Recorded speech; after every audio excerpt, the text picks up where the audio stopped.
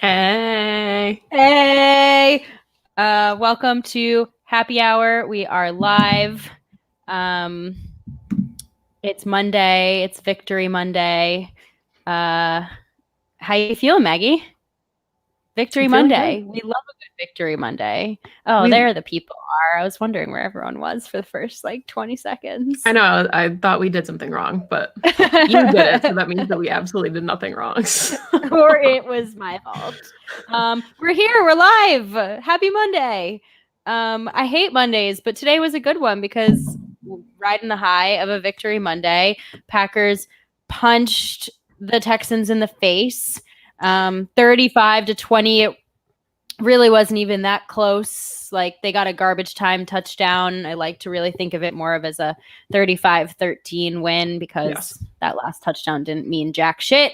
Here we go. We're 1 minute in. I've already cursed. I'm sorry, Big B. Yeah, I feel great. I want to get your thoughts first, though. You tell them.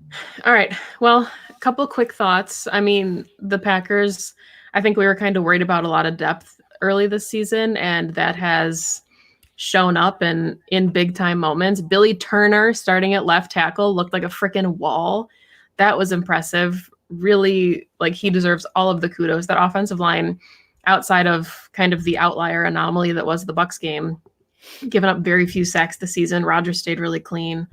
Jamal Williams had a fantastic day filling in for Aaron Jones, who is, irreplaceable. But Jamal Williams is his own NFL starter and deserved his touchdown finally. So we saw Jay Sternberger. I mean, Kamal Martin, who I am now his number one fan. This is now a Kamal Martin Stan account. Get in line behind Andy Herman, I'd say. But yeah, there's so much to like about what we saw from a lot of these young guys. Malik Taylor's first career touchdown. Really fun stuff. Yeah, I think that there were a few things about this game that I loved. One being that they really need this from a morale, momentum standpoint to come out of the Bucs game and just say, you know what?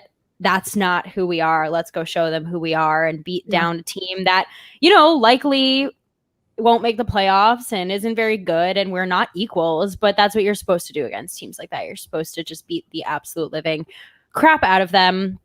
And I'd say shutting out a team in the first half in their home stadium is probably a great way to do that. And I agree with you. All of the guys stepped up at every level of the offense and defense. I think in every phase, every single play, every group played better.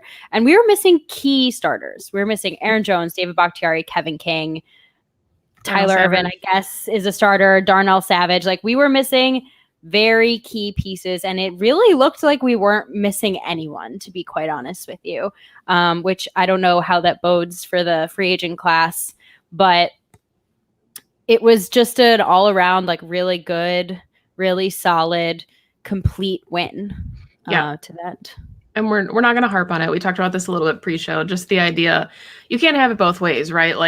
Going into this week, there was the idea that the Packers are supposed to beat up a 1-5 team. They're a 1-5 team.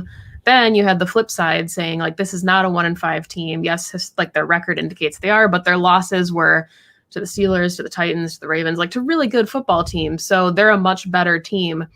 So you can't have it both ways now where the Packers won and we're trying to justify it as well. They beat up a team that they should have beat up because they're a bad team. So this is a really good Texans offense that the Packers defense had its best performance of the season against. And there's a lot to build off of. And, the Packers needed a get right game, and you can only play the teams on your schedule the week that you're supposed to play them. So here you go. The Packers are 5-1 and we love it.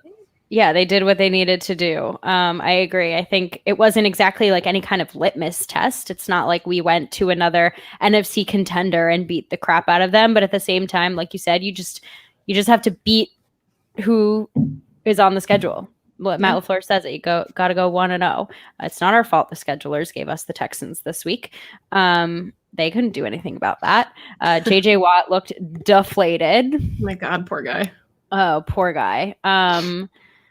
Yeah, come on over. We'll pay you no money, and so that you don't have a hit on our cap, and we can keep all the other people we need. But come on, you'll win. You'll be a winner. Yeah, Super Bowl or 16 mil. I don't know. What's up, Rachel? Welcome.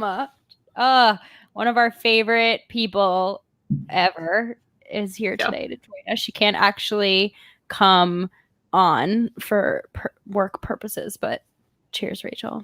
Yeah, girl, Thanks we see you. Joining us. We see you. All right, so let's talk about the offense. You mean Davante Adams?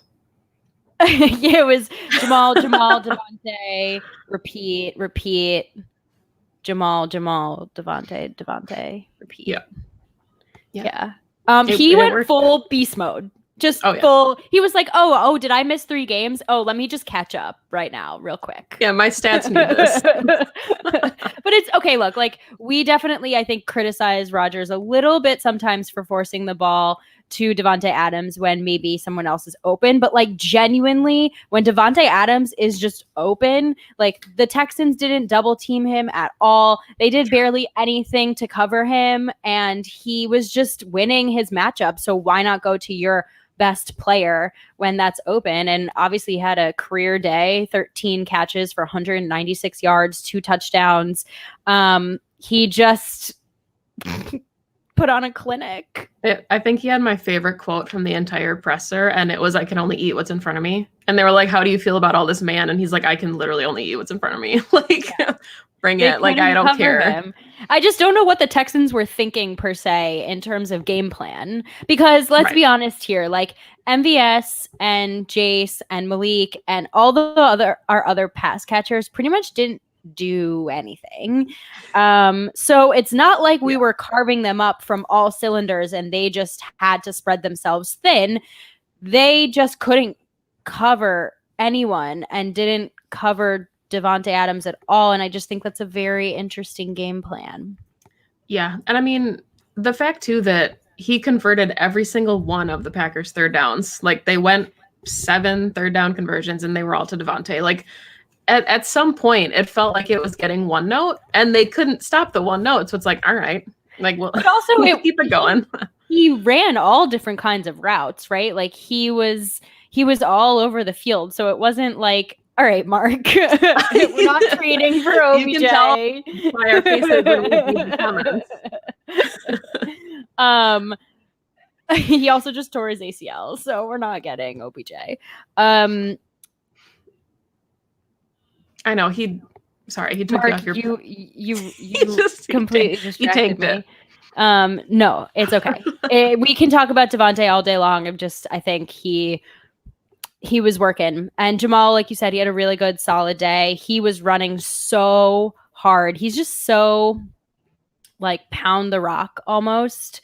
And obviously, I think like we missed Aaron Jones a little bit. He's not as shifty and he's not as dynamic, let's say, as Aaron Jones is, but he still got his work in. He kept the run game alive. I think something that my dad and I talked about actually throughout the game was like the run game wasn't great. Like some people might disagree with me. I don't think it was like that phenomenal. We weren't carving up the Texans on the ground, but we kept the run game up. We didn't give up on it, and that allowed the offense to run because we could just pound the ball with Jamal at any given down. And so I appreciated that from Matt LaFleur.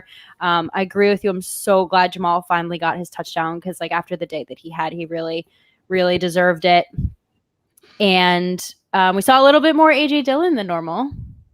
Yeah, I think some of the play calling was a little bit questionable in the run game. Like, you know, when you're in second and long, it's kind of weird to just run it up the gut. Like, so that I think was questionable. But yeah, I mean, Matt LaFleur had talked about it in his post-game presser where he just said, like, we're really lucky and fortunate to be a team where we feel like we have 2 starting NFL running backs and we have an ascending young player who's still learning the game. But whoever's in there of the 3, we're confident in them. And, you know, not having Aaron Jones, they didn't have to really force AJ Dillon to get touches. They came organically. And, you know, now they kind of have seen a little bit more of what they have in him. I know his numbers weren't fantastic, but those in-game reps are going to pay dividends later on in the season. Yeah. I agree with you. I think with Jamal, for me, I think he's having such a great year and he's really showcasing like what he can be as a back, especially pass catching. He's great in pass pro. I think he's starting to price himself out of staying in Green Bay. I think that another team who has issues in their running back room could very easily get a guy like Jamal to not just come in and be productive, but be a leader. He's like the best he brings the best energy. Like you can't help but just want to be happy and smiling and hardworking when you're around him. And so I am feeling, it's early, obviously. You never know what can happen in the rest of the season, but I'm feeling a little bit like he's not going to be a Green Bay Packer next season, but I will still root for him wherever he goes. I will.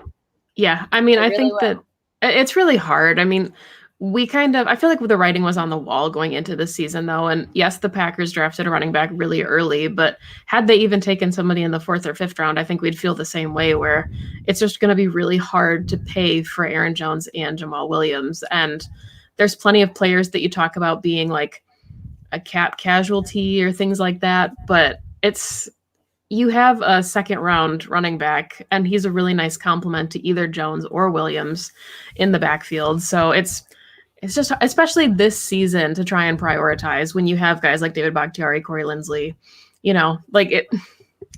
I'm sorry, Big B, you'll be okay. I'm sorry. Yeah. We got this question, which I think is really interesting. And it kind of goes to a little bit of what we were talking about, is just like, do we have concerns with the rest of not just MVS, but I think like the rest of the offense, not getting touches and being fairly inconsistent? I'm going to let you answer that first.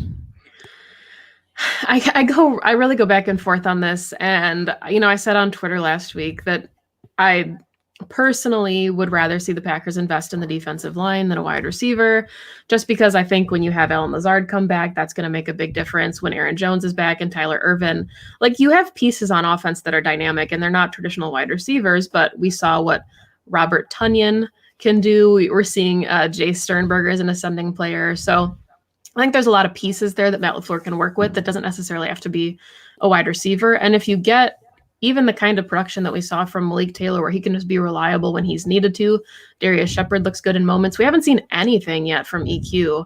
So, once he gets acclimated, I think that that'll make a difference. It doesn't necessarily have to be MVS or be on his shoulders. And as fun as it would be to think of like getting a guy like Michael Gallup, who could come pretty cheap, still on a rookie contract, and you think make a difference. You and I have talked about the fact that we don't know if any traded wide receiver could acclimate quickly enough to Aaron Rodgers and get on the same page with him midway through the season, and with the COVID protocols in place, like kind of what that looks like. So yeah, I mean, I think it could help, but it would be hard. Yeah, I'm not concerned. I don't think that they're going to get a wide receiver. I don't think our cap space can handle it. I don't think we need one. I think our offense is running quite well, and I don't think a wide receiver is necessarily the remedy here, right? Like, we run very different personnel packages. We need Jones. We need Jay Sternberger. We need Robert Tonyan. I think we definitely do miss Allen Lazard. Like, I think that, it's easy to look at a guy like Allen Lazard, who's an undrafted free agent. And so you like think of him a little bit lesser than if he had been drafted. But if you look at his production, he is that like kind of true wide receiver too. And he's a big body that we've seen Rodgers like really just have a strong connection with. And so, missing him shows a little bit. I think we missed Tyler Ervin with the jet motion. Then you have to move someone else into that role, and it takes them away from what they're originally meant to be doing. So I think injuries have definitely plagued it a bit, which is natural. It's football. That's what happens. People get hurt. So I think that when Allen Lazard comes back, that we're going to be, I think we're going to be fine. I think we're fine. I agree with you. I'd rather see someone a little bit more in the defensive front. But I think that our offense is running the way in which Matt LaFleur intended it to, and that's using all his pieces, and those don't necessarily mean wide receivers. It's disappointing that MVS hasn't recreated, same as last year, right? Hasn't recreated that early first few game magic. Yeah. And I don't know whether that's just he's not getting open, game plan. He had a drop or two, yesterday. So, he could have had touches, I guess, if he had caught the ball. I don't know what the reason is. Obviously, EQ just came back off of IR, so he's probably still getting acclimated. I think people forget he missed like a full year and a half of football. Like, you don't just bounce back right away from something like that. I think Gronk is like a really good example, right, of someone who is out of football, and he looked bad for the first month of the season after missing a full year, and he's just starting to get his feet back underneath him. And think about that. I think about that kind of when I look at players coming off of injury. So it's still kind of early in the season, like give them time, but we're averaging 32 plus points a game so far this season. So I'd be hard pressed to say that our offense needs anything. Yeah, no, I'm with you. And I know that there was, we joked about it. Everybody wants Randall Cobb back. He was the best player on the Texans offense yesterday. Like, we all saw it, and we would love for that, because I think that's the kind of player that you would need, is somebody that already has a connection with Aaron Rodgers. And Yeah. I mean, whether it's offense or defense, it's the cap, I think, more than anything. I don't think it's necessarily that Brian Gutekunst isn't looking to build his roster and, strengthen it. But when you think about paying David Bakhtiari, and even if you go out another year and then you have Davante Adams, Jair Alexander, like it's not going to get any easier. And and likely we'll have a worse cap situation in 2022 because this doesn't just go away after 1 year. Like the COVID implications and all that, that's going to keep rolling over. Yeah, it's tricky, especially knowing that the cap will likely be lessened. I also think like a lot of times there are very few teams out there. Like I can probably name 3 teams, right? Like the Bucks, the Seahawks, and the Cowboys, who have multiple wide receivers that are incredibly dynamic and incredibly like you can choose any one of them to be wide receiver 1, right? Like not many teams have that. Yes, the Seahawks and the Bucks, I think, are 2 examples that come to mind that are contenders this year. So fair. You can point that out to me. I'm playing devil's advocate on my own argument. But like, I think that we get so caught up in this. Like, I think we have blue chip players everywhere that we need them. We have at left tackle and center, arguably left guard with Elton Jenkins, Davante Adams, Aaron Jones, Jair Alexander. Like, well, and pretty complete team. Like, look at the Texans. Like, who do they have? You know what I mean? Like, there are teams that are worse off. So I don't know. Perspective. I guess that's something Packer fans don't have. Well, and the Texans offense is loaded. There's a million wide receivers there that are really good. So many that they're thinking of trading away. The Vikings picked up Justin Jefferson, and they're sitting at a dumpster fire of a franchise who's now trading away their best players. And, the Falcons have Julio and Calvin Ridley, and they're at the bottom of their division. So yeah, I mean, you're not always one player away. And, we talked about this, I think last week on Happy Hour, was the fact that, you kind of have to walk this tightrope of wanting to go all in, but also not wanting to tank your present to keep, solidifying your future. So there is like this element of, it is a tightrope and it is a tight balance. Like, where are you willing to invest? And if the Packers are finding undrafted players like Chris Barnes, who, looks like a stud, and this is the most confident I think we felt about the inside linebacker position in many years, with a 5th rounder and an undrafted guy. Like, you find players where you find players. That's so classic Packers. I know, but they found players. So classic. Yeah. Okay. Anything else on the offense that you felt like was noteworthy, exciting, you want to talk about? Just the offensive line, and giving them all the kudos in the world, because I know that we were all kind of concerned about the offensive line going into this season, specifically right tackle. And, Billy Turner's Twitter handle is The Mountain for a reason. Like, do you think this means anything for David Bakhtiari? No. Okay, I agree. He's coming back. Yeah. I agree with you. I don't see a world in which we don't, because again, like the offensive line played well, but against a Texans defensive front that's not great, right? Like, if it had been the Bucks, we would have gotten absolutely demolished, and Aaron Rodgers would have gotten sacked probably like 6 times. So it's all about perspective, but I love that we put our best 5 guys out there. They played great. I think Rodgers was pressured once and he wasn't sacked once. He had a really clean game, and that just completely like changes everything. I want to talk about how Malik Taylor got his first touchdown ever, and I just love that. Same with Jay Sternberger, but I guess he had one in the NFC Championship game. But first NFL touchdown from Aaron Rodgers. I mean, just love that. I just love that. It makes me so happy. I'm so So happy for him. I think that's now what I gotta check, but now Rodgers has thrown touchdown passes to like 48, 49 different recievers. So just really sucks that Malik Taylor wasn't a first round pick, so it doesn't matter. Yeah. God, if only. But yeah, obviously the offense got rolling. We were still missing, a bunch of starters, and it still looked great. Just love what they're doing. Just love what they're doing. Okay. Should talk about the defense. Are we done ranting about how we don't need a wide receiver? Yeah, I'm ready. Let's talk about the defense. Hit it. All right. I'm gonna pull this up because I think it is something worth talking about. Unfortunately, no, my dad I think synced his Facebook up so it says his name. This explain why the defense gets soft in the second half. The Packers should continue stepping on the other team's throats. And we've talked about this a little bit, and I think honestly it's how the Mike Pettin defense is built, right? Like we talk about them, they're really good at playing with a lead.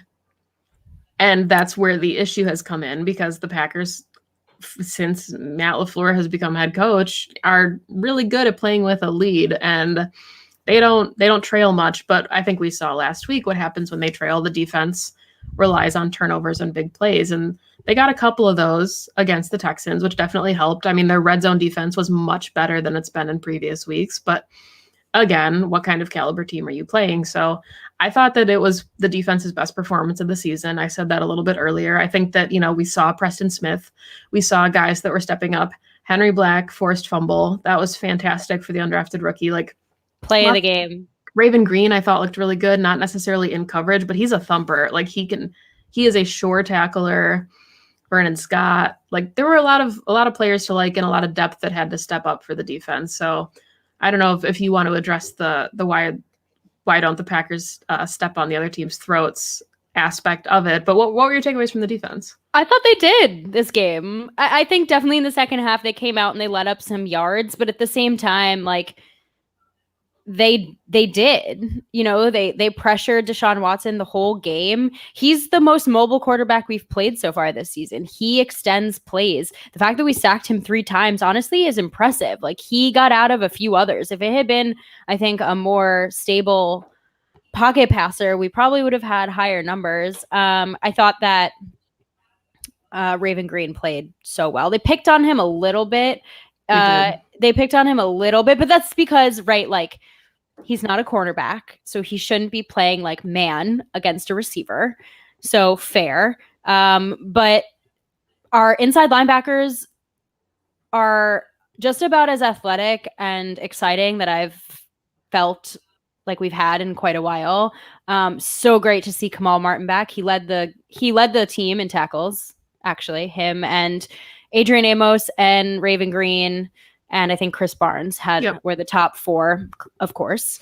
I thought Adrian Amos also had a phenomenal game. He's usually not a guy that you see shows up on the stat sheet. He had a sack, which I don't know what it is about these like defensive back blitzes that I just freaking love. But I love when they get to the quarterback. I think it's phenomenal.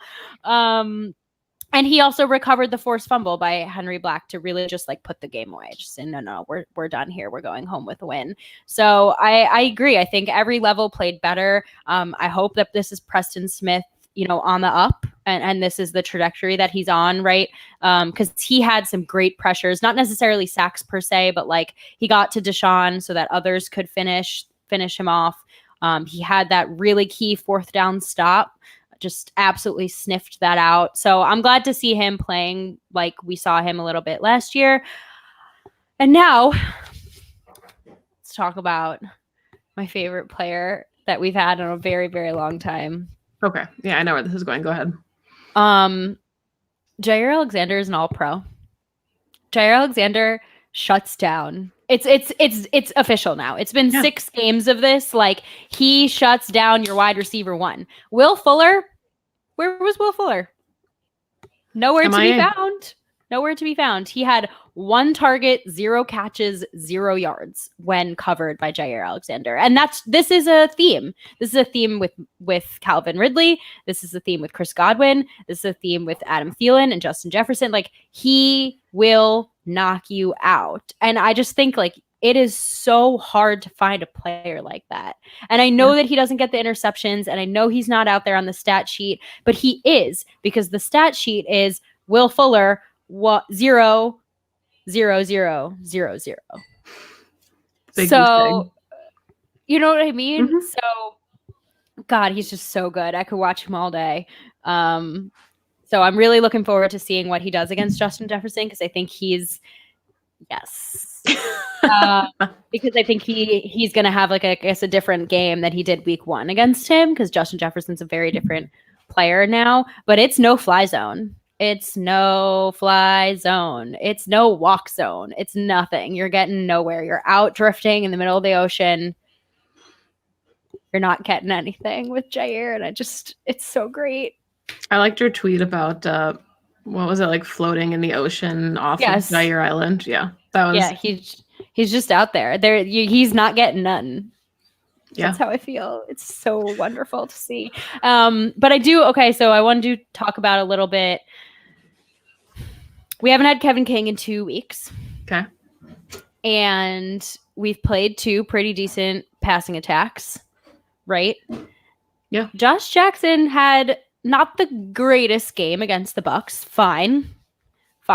Pretty bad DPI kind of call. Trial by fire for him too. Yeah, he got beat by Gronk on a touchdown. Okay, he had a pretty bad DPI call. Okay, but overall played well, played very well yesterday.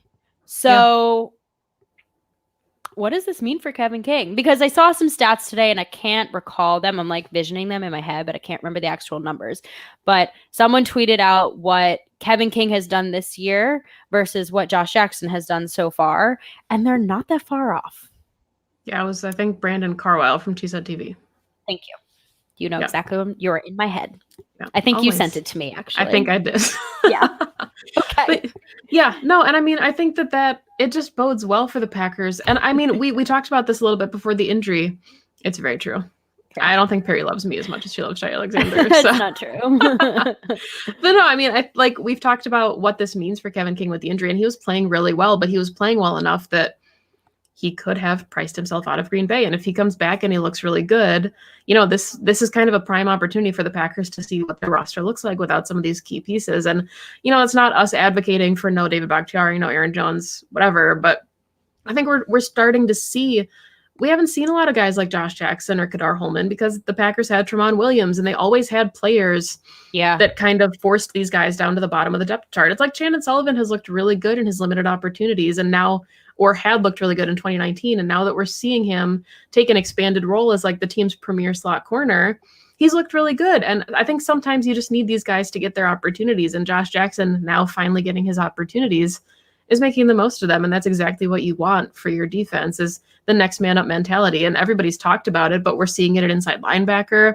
with, you know, Christian Kirksey brought in as the free agent. And what happens when he gets back? Obviously he'll get his snaps in, but when you have Kamal Martin, Chris Barnes, even Ty Summers in a limited capacity, guys that can step up and be role players, that's exactly what you want.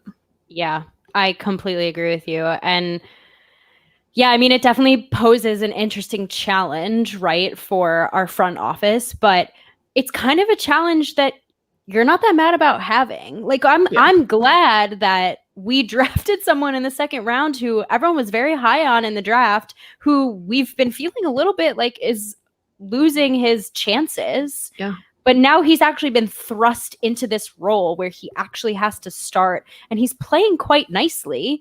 And now it's, do we want to give that money to Kevin King and keep Josh Jackson in as the nickel dime piece? Or do we feel like Josh Jackson is our starter and we can let Kevin King go and get his money that he deserves somewhere else, who's going to get a great cornerback? Because I think, you know, good, serviceable, solid cornerbacks are hard to come by. We happen to have 2. Yeah. I don't want that tandem. I know you know this. I don't want that tandem to to get broken up. I think they play incredibly well together. But if we have someone like Josh Jackson, is he still on his rookie deal, or we could like tender? I don't know. He was drafted same as Jair, so he has one more year. Yeah. Okay, math.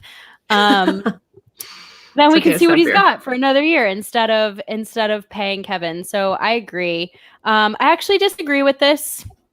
I've been watching a good amount of Kevin King, and he has been incredibly solid in the run game. He's been playing a lot more at the line of scrimmage, and he makes some really good tackles. He's also been making some really nice blocks so that the rest of his team can get to the person to tackle. So he's just stepped up his game big time this season. Naturally, as you should. It's a contract year.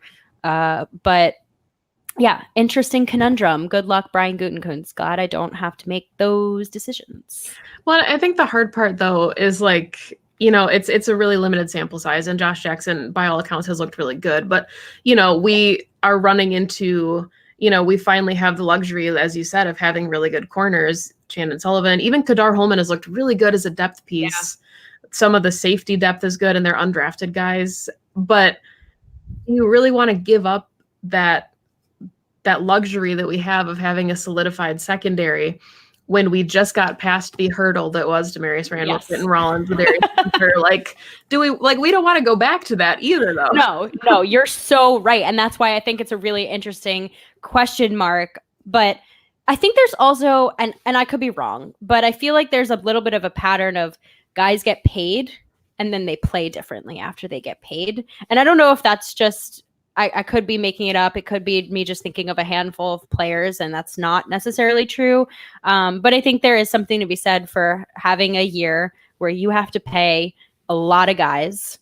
And if you have the depth behind them to fill in, and you can pay other people like David Bakhtiari or Corey Linsley, who's also playing lights out of his mind, out of his mind, who definitely deserves to stay in Green Bay. I don't want him going anywhere. Like, what do you choose? And this is a rhetorical question because I don't know what the Packers are going to choose, but it's just, I think, a very interesting thing because we've seen a sampling, as you've said, a small sample size of what 2021 could look like, and it doesn't look that bad.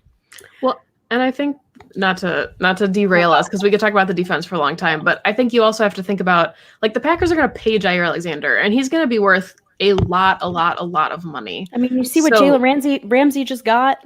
So can you afford to pay another corner a significant amount of money? Like, can the Packers shore up their secondary for years and years and years by paying an astronomical amount of money to Kevin King and Jair? Or do you have to put the money that you would have given Kevin King into Jair and just hope that with your guys like Josh and Chandon and Kadar that you can make up for that? And then I saw in the comments people are talking about drafting a corner too. Like, there's some really good corners already in this class.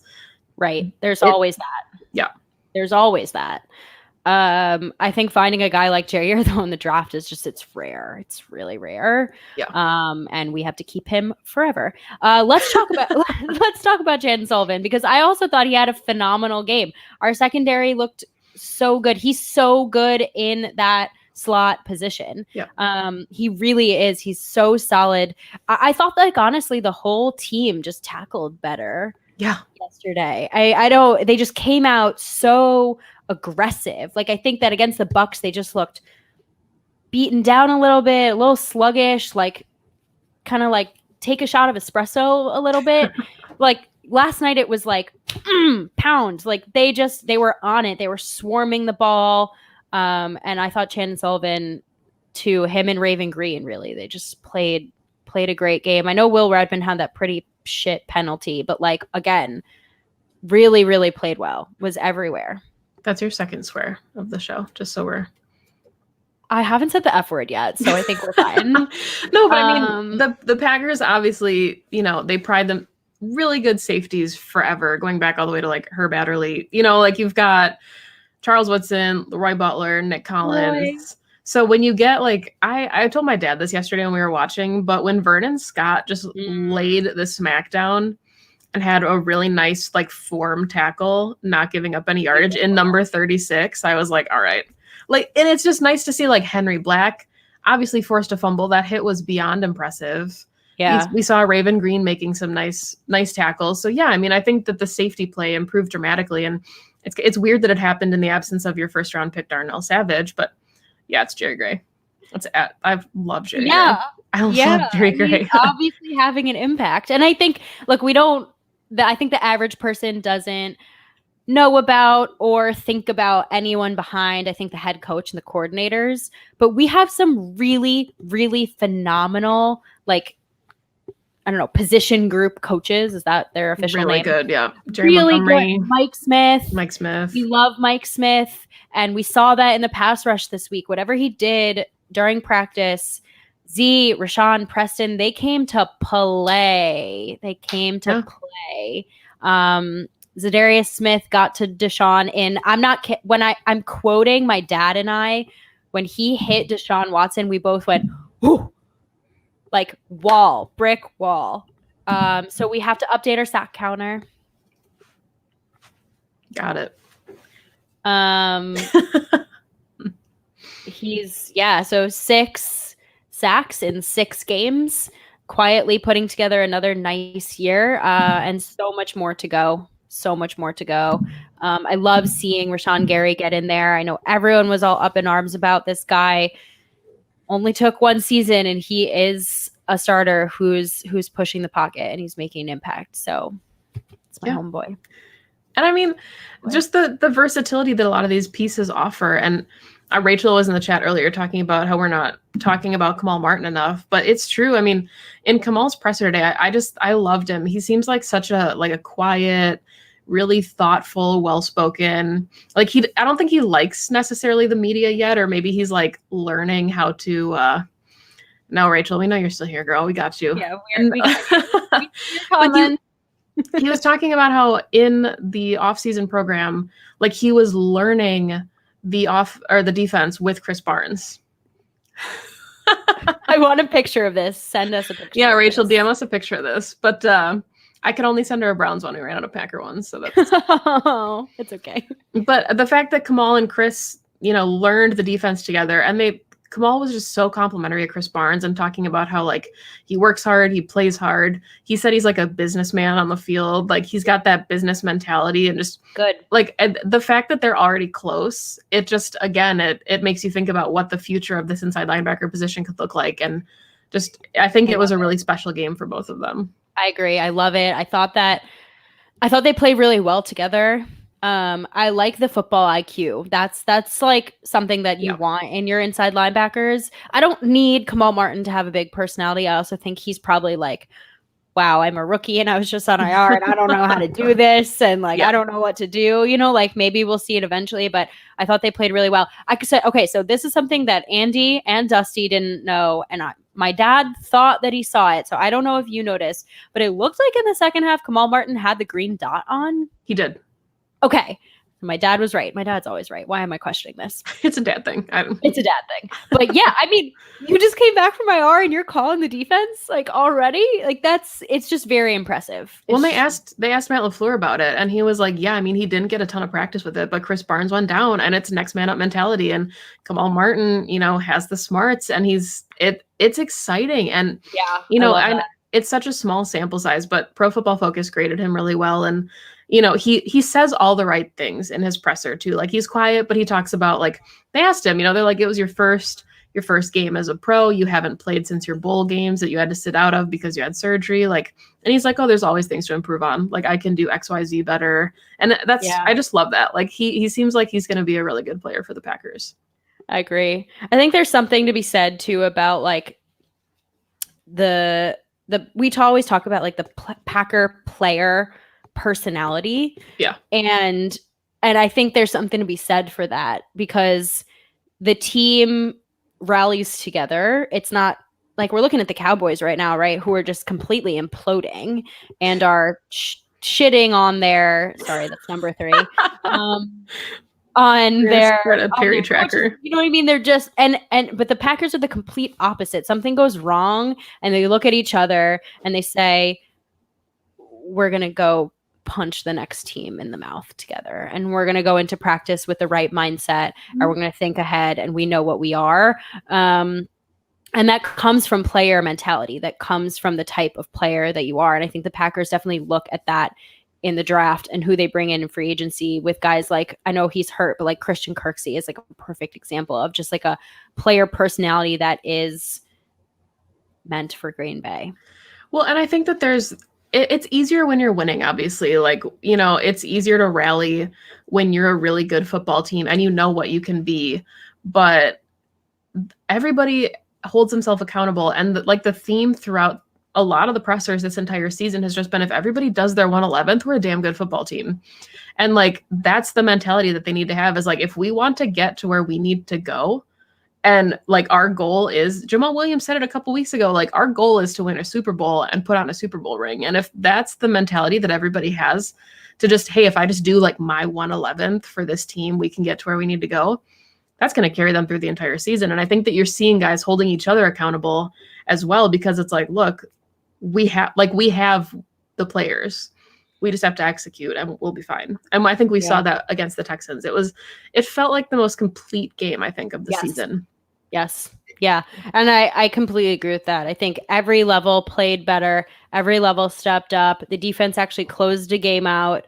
I don't know about you, but I was not nervous with that onside kick or any of that. Like, we were up so much. I'm like, what are you trying, Romeo Crennel? Like, what are you? I love Romeo though. Like I do appreciate that he doesn't roll over and he's like, no, we're going to fight this until the end. But then Henry Black was like, hey, I got brought up and now's my time to shine. So I'm going to do something big. And the game was then put away. My favorite analysis. My favorite Romeo Crennel quote from the season, and it's paraphrasing, obviously I don't have it in front of me, but they asked him this before the Packers game, like, what is the most surprising thing to you about this 2020 season? And he said that I'm the head coach. And I love it. Good. But no, I mean, this is a Packers team, like, I don't know, I just thought of this, but going back to the question about, is the defense keeping their foot on the gas? And after the first two drives of the game, they were never down it was never closer than a 2-score game.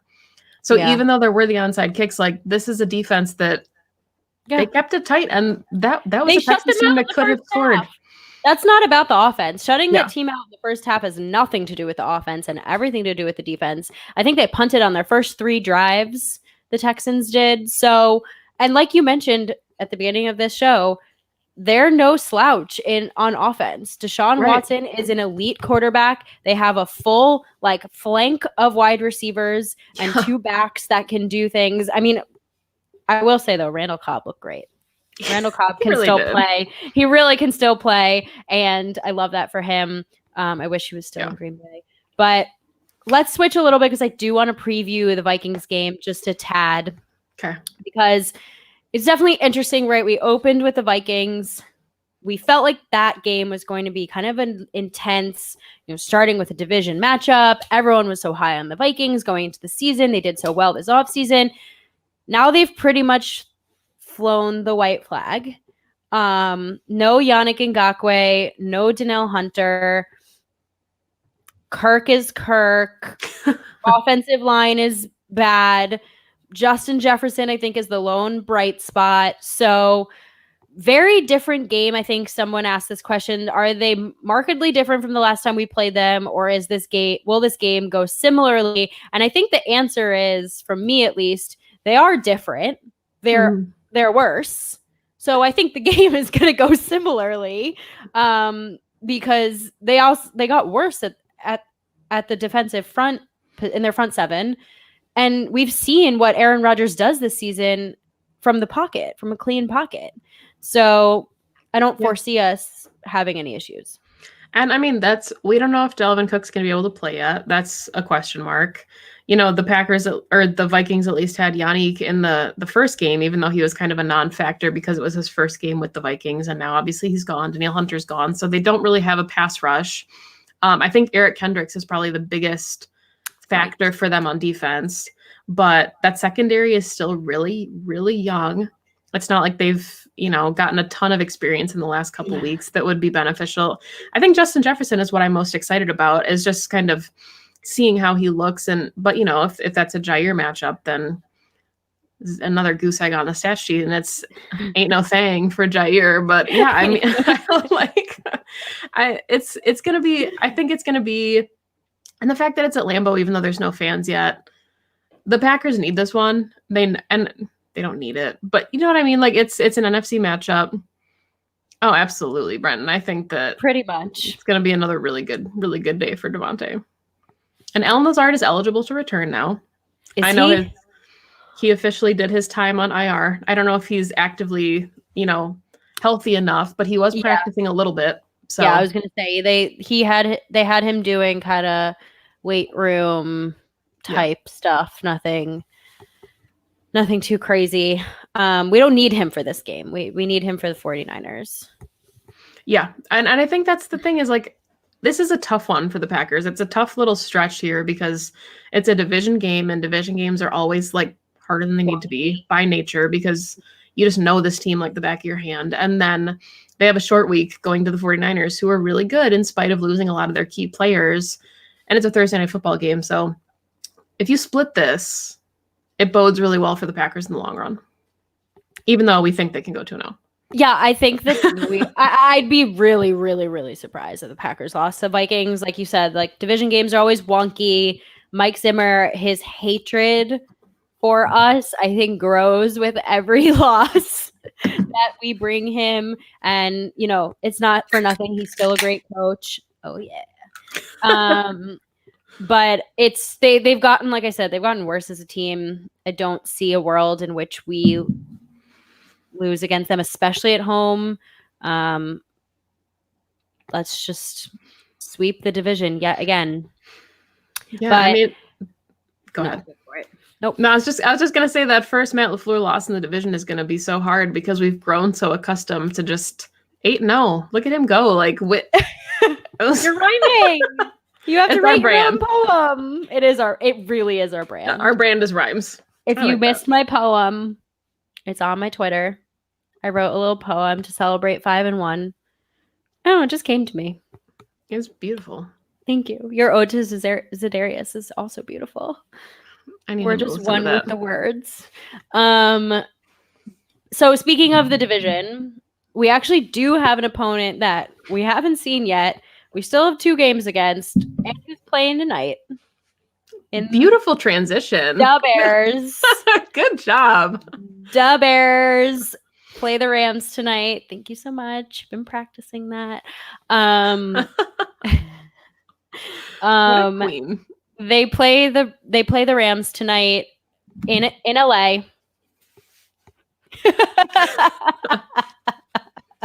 I'm not, but y'all are rubbing off on me.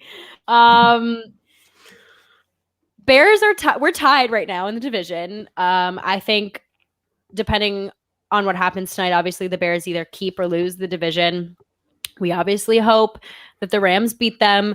Goff historically plays terribly against the Bears. They have I think everything that they are good at, we struggle a little bit at. Their defense is just out of this world, which I think is like the classic Bears formula, right? Oh, like yeah. A really, really top 5 defense paired with horrible quarterback play that you lose in the wild card round in the playoffs. Or like Rex Grossman can take you to the playoffs. Like they lose like week win. 17 against the Packers. Yeah. So what do you think? Like, what are you looking for tonight? Because I'm definitely going to be watching pretty closely. I mean, I'm friends with a lot of Bears fans, and that's, part of growing up on the Wisconsin-Illinois border. But when I talk to them about it, it's kind of funny because I don't want to like completely derail this conversation. But obviously last season there was a lot of, are the Packers a fraudulent 13-3 team? The answer was no, because you can't be a fraudulent anything when you're winning football games. And the Bears are finding ways to win. The Bears beat the Buccaneers. The Bears beat the Panthers. Those are 2 possible playoff teams. And they're 5-1 and they look really good. But I think a lot is going to be contingent upon their offensive line. And like you said, the quarterback play and the running game is kind of difficult right now. They lost Tariq Cohen with the ACL. So, there's a lot of question marks for this team. If Allen Robinson has good games, the Bears look better. They're finding ways to win close games. circa 2019 Packers, but like how far can that take them? Their defense is really, really good. Their offense is a question mark. So I think I want to see tonight a complete game from the Bears, and that's really challenging when your offensive line is perhaps your weakest link and you're playing Aaron Donald. Yeah, I think it's interesting because I definitely think the 2020 season has showed that offenses are ahead of defenses, and potentially defenses are starting to show up. Yeah. And so what happens to the Bears when their offense doesn't evolve and defenses start to show up? Yeah. I'm pretty sure their schedule also only gets harder. I can pull it up too if we want it. But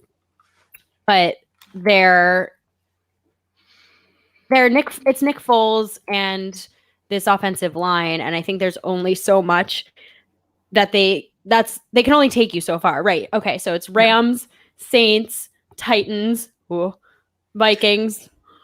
Okay. Packers, Lions, Texans, Vikings, Jaguars, Packers. So that's tough. That's not easy. Rams, Saints, Titans all in a row. Woof. Yeah.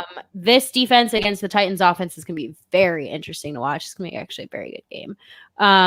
But we are obviously hoping that they lose tonight because that gives us the advantage. But could you imagine this phenomenal Packers team being a wild card because we just happened to lose one game to the Buccaneers? It's not going to happen. Don't worry about it. Don't worry about it, Perri. I'm not worried. I just think it's kind of crazy. No, but let's talk about that. We get the NFC, so right, okay. We'll take 5. We'll take the 15. But no, I mean, let's talk about that though. Yeah, come on, Cowboys. Come on, come to Lambeau. Come on. You have the NFC North, you have the NFC West, where literally everybody's above 500.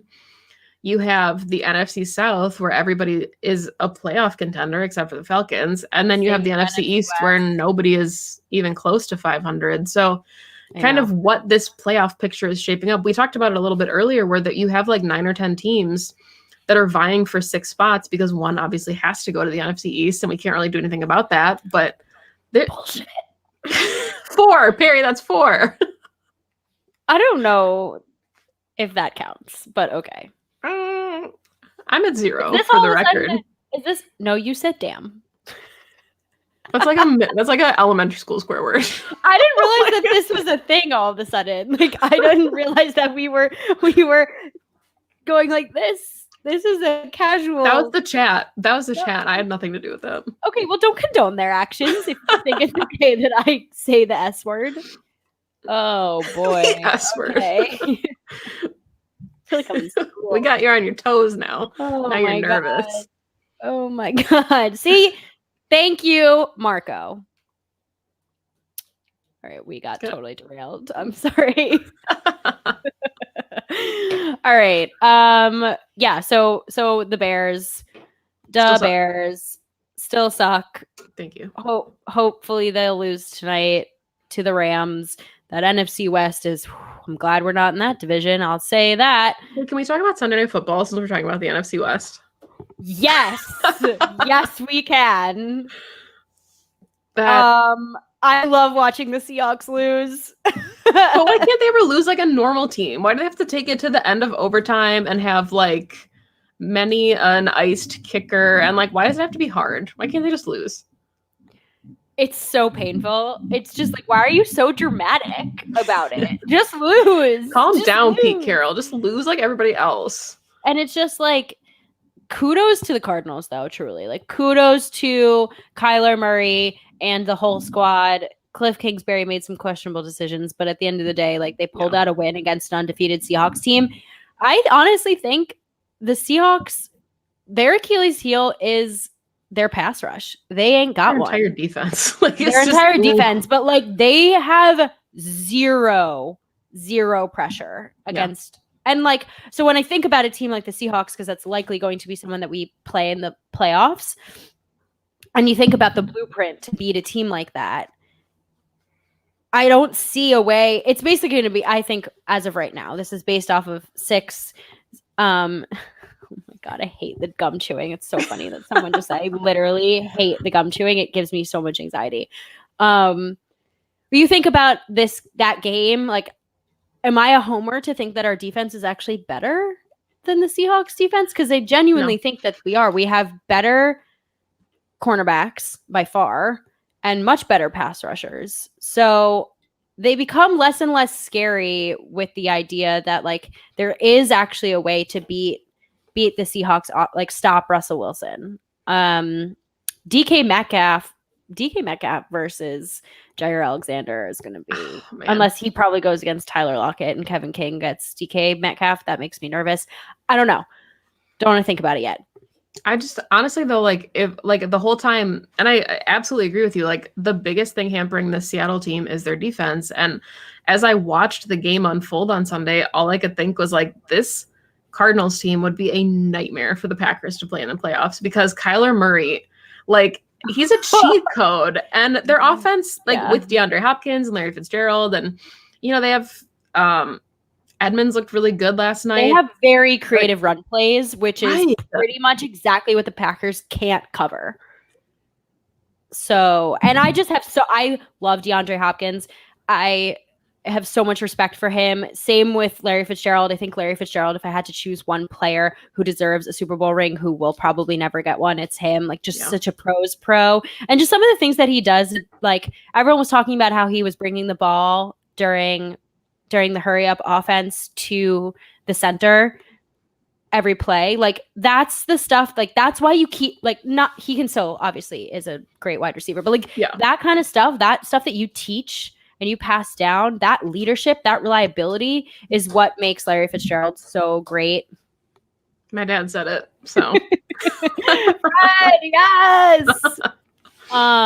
So yeah, mad respect for the Cardinals for finally taking down the Seahawks. I'm so glad they needed it. They needed to get pushed down a peg. It took 5 quarters. 5 quarters. But they did it.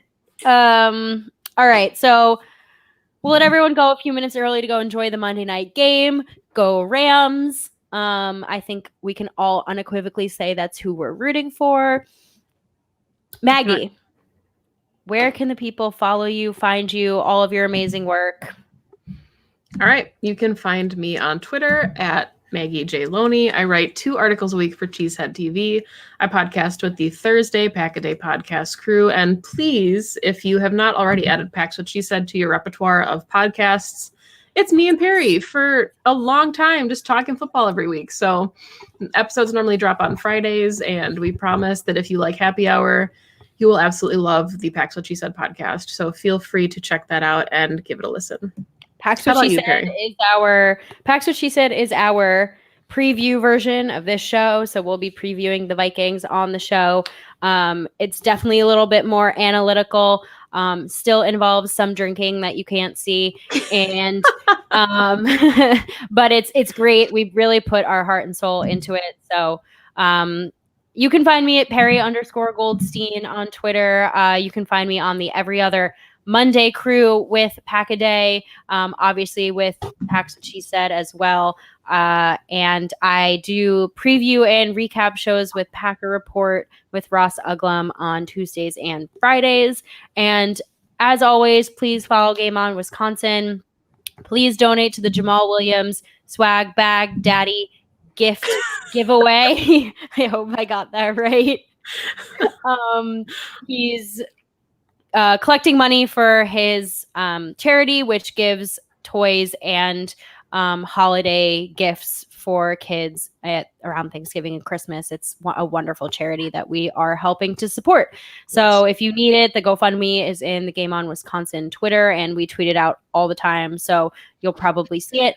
Thank you all for tuning in today for our latest rendition of trying to analyze a Packers game, but somewhat just enjoying chatting with each other about football.